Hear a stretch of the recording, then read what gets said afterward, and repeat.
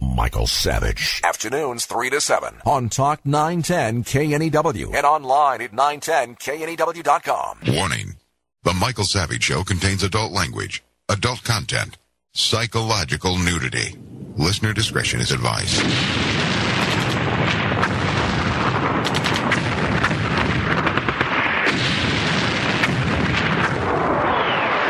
And now, America's most exciting radio talk show, The Savage Nation. Here is Michael Savage.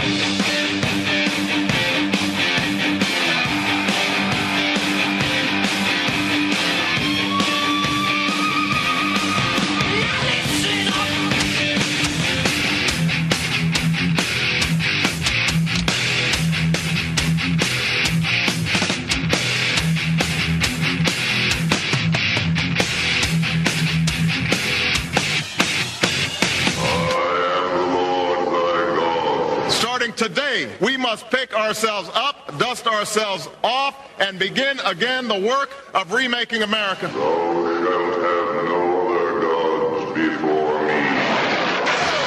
We are a nation of Christians and Muslims, Jews and Hindus, and non-believers. We are shaped by every language and culture. Thou shalt not make unto thee any graven image.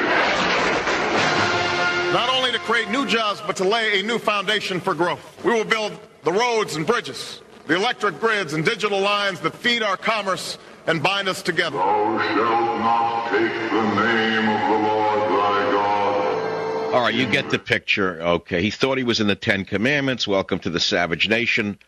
You know, my fear of crowds goes back to my childhood. I remember as a little child being taken to parades by my mother, and I always feared parades because I looked up at the faces of the people as the parade went by, and I saw weirdness on the faces of people in the crowd now. And what I was seeing as a child without understanding it were the faces of mass hysteria. Mass hysteria is the operational phrase for today because Obama has induced mass hysteria with help from the media and Hollywood. Now, I don't want to make a comparison to Leni Riefenstahl and Adolf Hitler because there's no comparison in terms of politics. However, in terms of manipulating the masses, there is a comparison. Only my fear is that even Hitler didn't have the TV media at that time, while Obama does. And I think that explains in part the Obama mania that we were witnessing. In 1841, there was a British journalist named Charles Mackey, and he wrote a book entitled The Extraordinary Popular Delusions and the Madness of Crowds. I want to read the title of that book again, 1841, The Extraordinary Popular Delusions and the Madness of Crowds. And what he was writing about was a phenomenon of the 1630s in Holland called tulipomania. Tulipomania may have been the first recorded advent of a speculative bubble. And what happened was the Dutch were bidding on the prices of tulips higher and higher and higher until tulips, the bulbs, started to sell for as much as 10 times what the average worker in Holland made.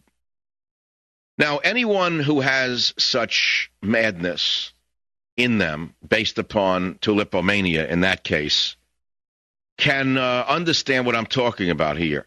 Here we have a man trumpeted as the next Messiah.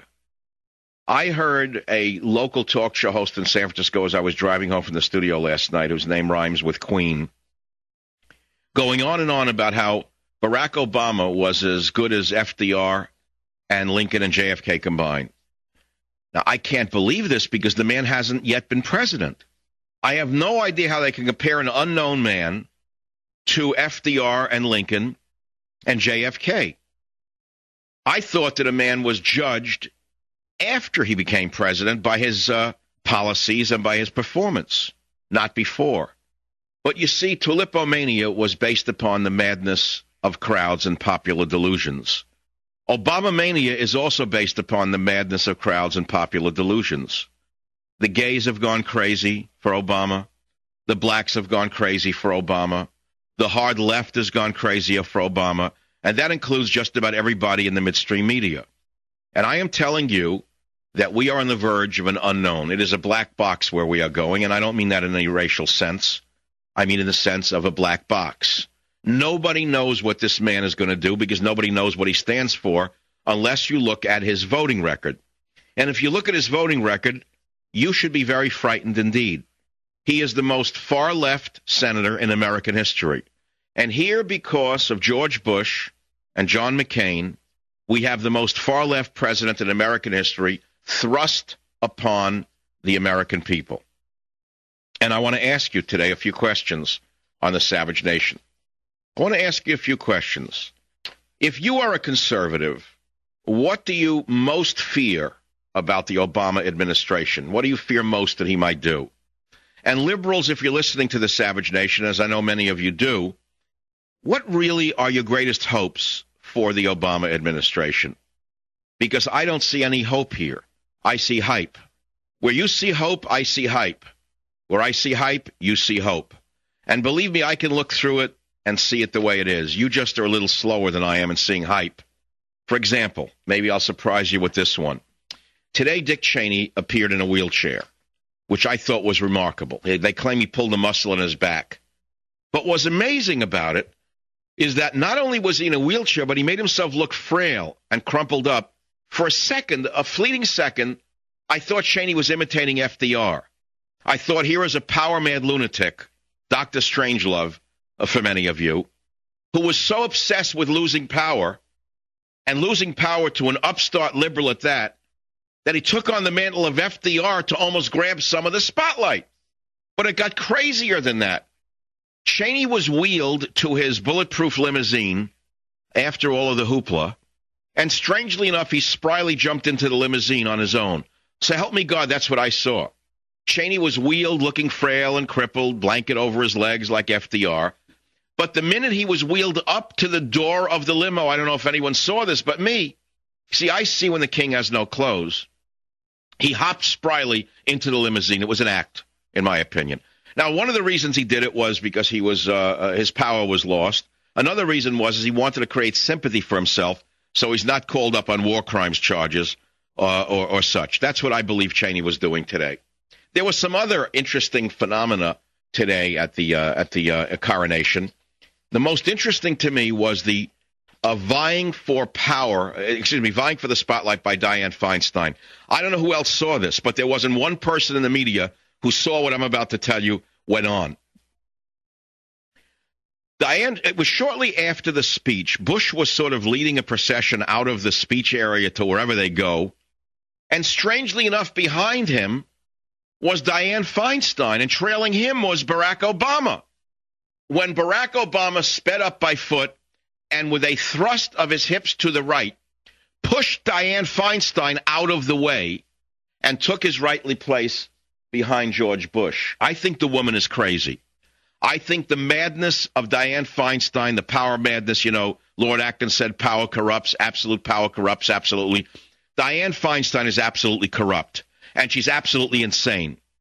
Now, earlier on, I don't know if you noticed this, when Obama was walking towards the podium, Dianne Feinstein was crawling right up his tailpipe.